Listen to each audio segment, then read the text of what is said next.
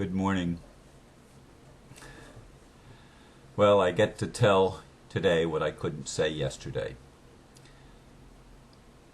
My title this morning is Lauren Saw God and They Called Her Crazy. And my little blurb is what I could not share yesterday without permission. ... Lauren wrote, quote, "You absolutely have my permission to talk about anything at all we discussed yesterday. I have very important messages to spread, both about schizophrenia and spiritual gifts, and about the Andromedans and their perspective on reality and the cosmos.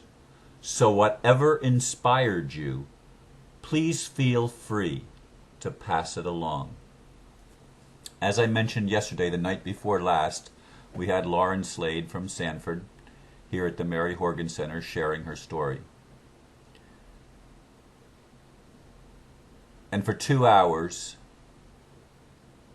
we sat spellbound as she shared her journey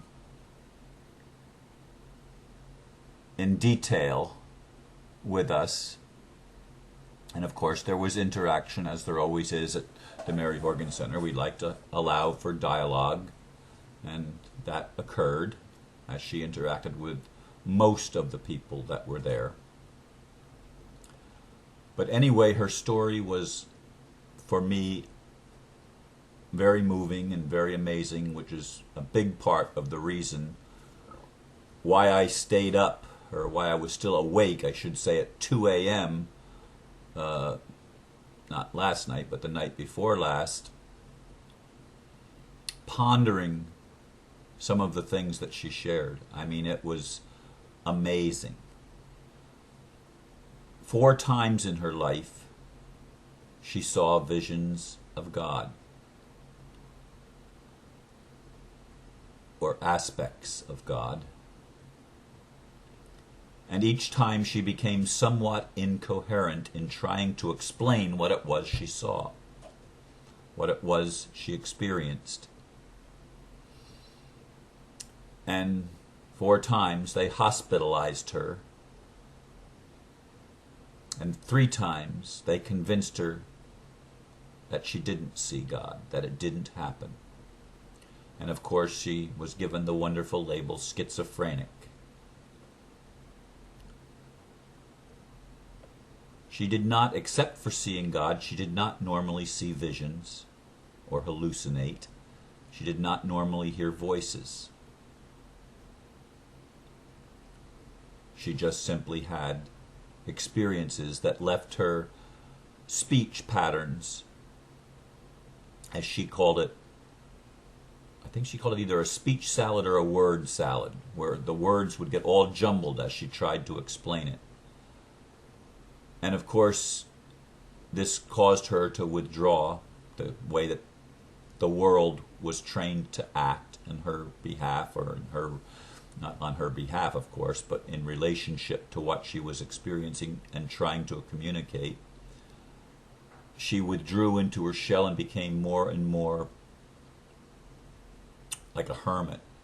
She could not interact with people on a social level. She had no self-confidence.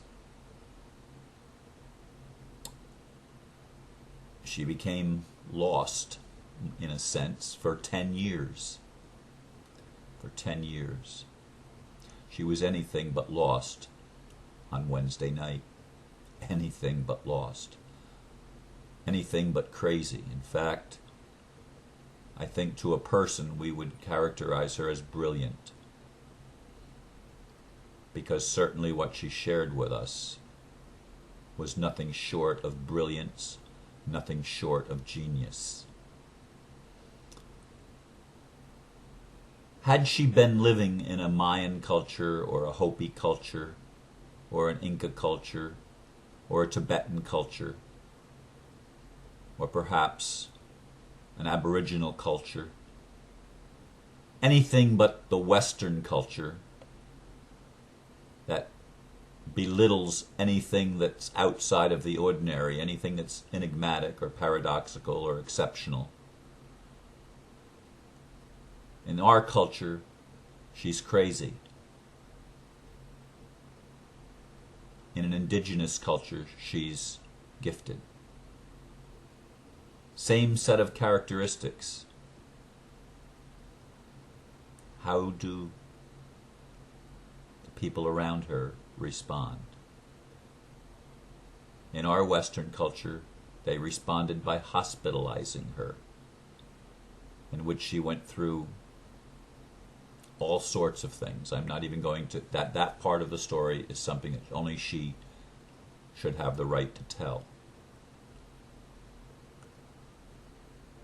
But finally, after 4 tries, or 4 experiences of seeing aspects of God and interacting with God on a multi-dimensional level, she finally accepted.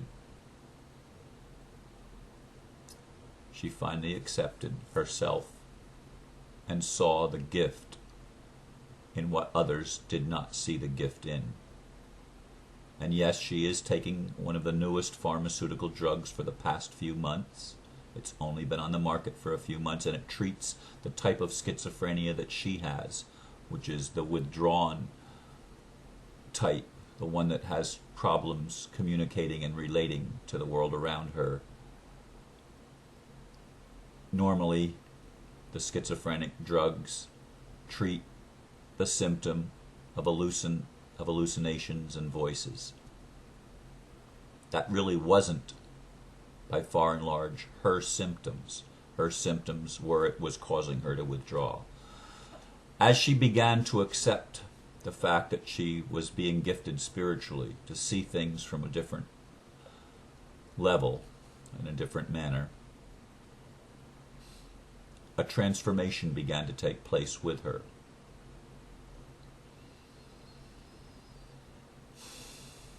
She realized that there was a demon at work in her life. Now, before you roll your eyes, I think you might want to consider the story. I believe in virtually all cultures, indigenous and Western cultures, believe in angels and demons. In fact, there was the movie Angels and Demons, and there was the book about the book that Tom Brown wrote. I think that's his name. The same one that wrote the Da Vinci Code.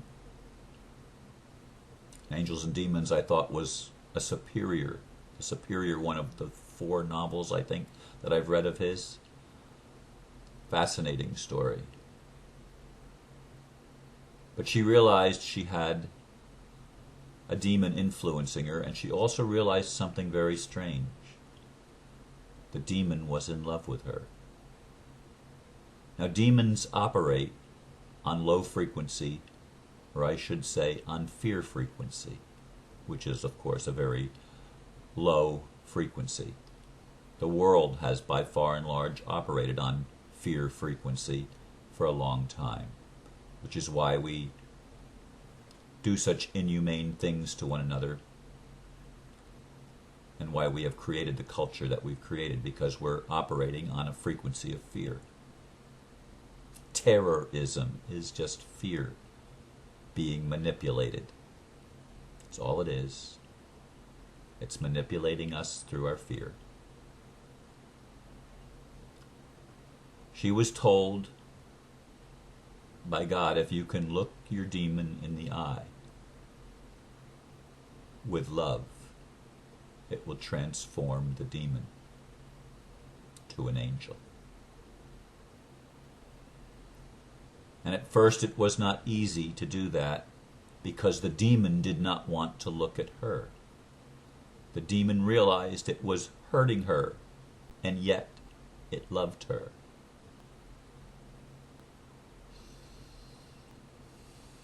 But finally their eyes locked. And when we lock eyes, as I have learned in workshops again and again and again, when you look in someone's eyes and really look, you enter into a dimension of the soul where there is only love. You see things that you do not see just with a casual glance of the exterior circumstances. It's like you are taken into a depth. And that happened between Lauren and this demon that loved her. The demon that had been tormenting her, not wanting to torment her, but tormenting her nevertheless for 10 years. Questions might come up. If it was a demon influencing her, why was she seeing God? You see, when we can see beyond the physical realm, we don't just see part of it, we see all of it. We see the angels and the demons. We see God and the devil, if you will. And I'm not trying to tell you that I believe there's a literal devil, although there could be. But I am telling you there are things beyond our physical senses that we, most of us, do not perceive, cannot perceive. And it is the people with schizophrenia or mental diseases that are often able to communicate at whatever level with these other dimensions. And the realization that her disease was a gift transforms Lauren into a vibrant and beautiful young woman with a message, as she says, for everyone. She is a starseed. She is an Andromedan. Andromedans, she explained, are what we would call archangels. They live very close to God.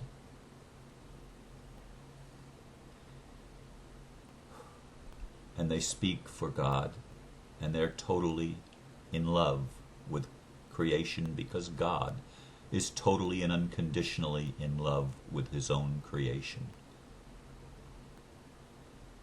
Both the God and the goddess are love. Unconditional love. And that's what Lauren emphasized again and again. The message is, I'm a starseed.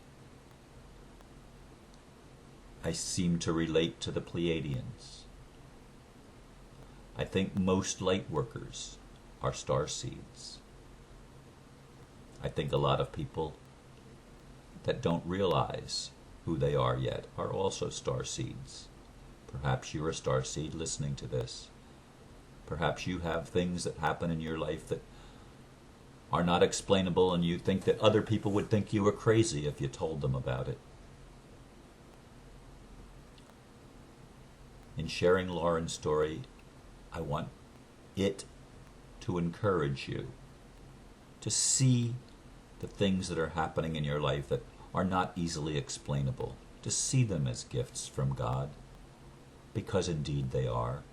The indigenous people had it right to put crazy people in a place of honor, because it's the crazy people, the ones we tend in our culture to label crazy. It's those people that are building the bridge, that are showing us the way home for each of us. We cannot throw out the material world or the spiritual world because they interact with each other, and one affects always the other. So if they call you crazy, as they've called me weird most of my life, consider it an honor.